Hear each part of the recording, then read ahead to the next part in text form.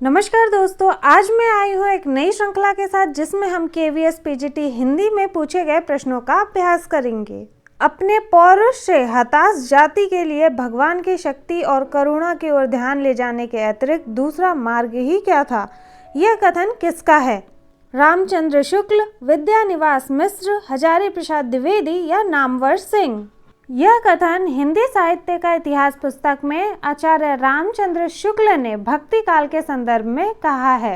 इसी बात का खंडन करते हुए हजारी प्रसाद द्विवेदी कहते हैं कि लेकिन जोर देकर कहना चाहता हूँ कि अगर इस्लाम नहीं आता तो भी इस साहित्य का बारा आना वैसा ही होता जैसा कि आज है। चंद्रबरदाई की रचना है बिसलदेव रासो, पृथ्वीराज रासो, जयचंद्र प्रकाश या रणमल छंद? रणमल छंद श्रीधर की रचना है, जयचंद्र प्रकाश भट्ट केदार की रचना है, बिसलदेव रासो नरपति नाल की रचना है और पृथ्वीराज रासो चंद्रबरदाई की रचना है।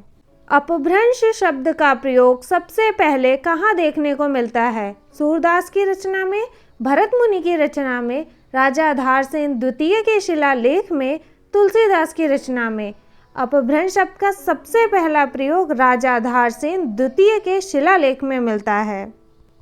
विद्यापति के पद किस भाषा में रचित है? पहाड़ी, मैथिली, अवधी, पिंगल? विद्यापति बिहार के विपसी नाम के गांव के रहने वाले थे और उन्होंने अपने पदों की रचना मैथिली भाषा में की है। विद्यापति को मैथिल कोकिल भी कहते हैं और उनकी प्रमुख रचनाएं हैं पदावली, कीर्तिलता और कीर्ति पताका, जिसमें कीर्तिलता और कीर्ति पताका की भाषा अवहट है। वीर गाथा काल के प्रसिद्ध प्रबंध काव्य का क्या नाम है? पद्मावत, पृथ्वीराज रासो, कामायनी, रामचरितमानस? इसका सही उत्तर है चंद्रबरदाई कृत पृथ्वीराज रासो, जिसे रामचंद्र शुक्ल ने हिंदी का प्रथम महाकाव्य माना है। बाकी ऑप्शंस भी देख लेते हैं। पद्मावत जयसी की रचना है, रामचरितमानस तुलसीदास की रचना है और कामायनी जयशंकर प्रसाद की। पद्मावत और रामचरितमानस भक्तिकालीन रचनाएं हैं जबकि कामायनी आधुनिक काल की रचना है। रासो ग्रंथ किस भाषा में लिखे गए थे? खड़ी बोली, ब्रज भाषा, अवधी, डिंगल पिंगल? खड़ी बोली का प्रारंभ आधुनिक काल में हुआ, ब्रज और अवधी भक्ति काल में प्रयोग की जाती थी, तो सही उत्तर है डिंगल पिंगल। ब्रज मिश्रित अपभ्रंश को पिंगल कहते हैं और राजस्थानी मिश्रित अपभ्रंश को डिंगल कहते हैं। वीर गाथा कालीन रासो काव्यों में निम्नलिखित में से किस विषय का वर्णन नहीं है? आश्रयदाताओं का अतिरंजनापूर्ण वर्णन, इतिहास और कल्पना का सम्मिश्रण, कृष्ण लीला का प्रतिपादन, युद्धों का सजीव एवं गत्यात्मक वर्णन? इसका सही उत्तर है ऑप्शन सी, कृष्ण लीला का प्रतिपादन। अमीर खुसरो की पहेलियों तथा मुकरियों का क्या उद्देश्य है? पृथ्वीराज चौहान की वीरता का वर्णन करना, अलाउद्दीन और हमीर के युद्धों का वर्णन, मनोरंजन के माध्यम से लोक व्यवहार की शिक्षा? कोई उद्देश्य नहीं। आइए इसे एक उदाहरण से देखते हैं। खुसरो की एक पहेली है, खेत में उपजे सब कोई खाए, घर में होवे घर खा जाए, जिसका सही उत्तर है फूट। यहाँ आप देख सकते हैं कि छोटी सी पहेली के माध्यम से मनोरंजन के साथ उन्होंने लोक व्यवहार की शिक्षा भी दी है, तो सही उत्तर है ऑप्शन सी।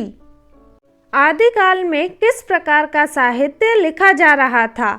जनजीवन से हटकर राजाओं की वीरता का अतिरंजित वर्णन, कृष्ण भक्ति पर आधारित काव्य, निर्गुण की उपासना, उपर्युक्त किसी प्रकार का नहीं। जब हम आदिकालीन साहित्य पढ़ते हैं उसमें ज़्यादातर युद्धों का वर्णन है जिसमें राजाओं की वीरता का अतिरंजित वर्णन किया गया है, इसलिए सही उत्तर है ऑप्शन ए। 10वीं से 14वीं शताब्दी के साहित्य को किस विद्वान ने आदिकाल के अंतर्गत रखा है? आचार्य रामचंद्र शुक्ल, मिश्र बंधु, राहुल संस्कृत्यायन, हजारी प्रसाद द्विवेदी? इसका सही उत्तर है ऑप्शन डी, हजारी प्रसाद द्विवेदी। संवत 1050 से 1375 की कालावधि में लिखे गए हिंदी साहित्य का वीर गाथा काल के रूप में नामकरण किसने किया? डॉक्टर रामकुमार वर्मा, आचार्य रामचंद्र शुक्ल, हजारी प्रसाद द्विवेदी या डॉक्टर नगेंद्र? सही उत्तर है ऑप्शन बी। राहुल संस्कृतायन के अनुसार चर्या, गीत और दोहा कोश की रचना करने वाले पहले बौद्ध सिद्ध हैं सरहप्पा, कड़हप्पा, डोम्बिप्पा या कमरिप्पा? सही उत्तर है ऑप्शन ए, सरहप्पा। अपभ्रंश को पुरानी हिंदी सर्वप्रथम किसने कहा है? जॉर्ज गियर्सन, चंद्रधर शर्मा गुलेरी, रामचंद्र शुक्ल या राहुल संस्कृतायन? इसका सही उत्तर है प्रसिद्ध कहानी उसने कहा था के लेखक चंद्रधर शर्मा गुलेरी। पृथ्वीराज रासो को हिंदी का प्रथम महाकाव्य कहने वाले आलोचक हैं हजारी प्रसाद द्विवेदी, नामवर सिंह, रामचंद्र शुक्ल या रामविलास शर्मा? सही उत्तर है रामचंद्र शुक्ल।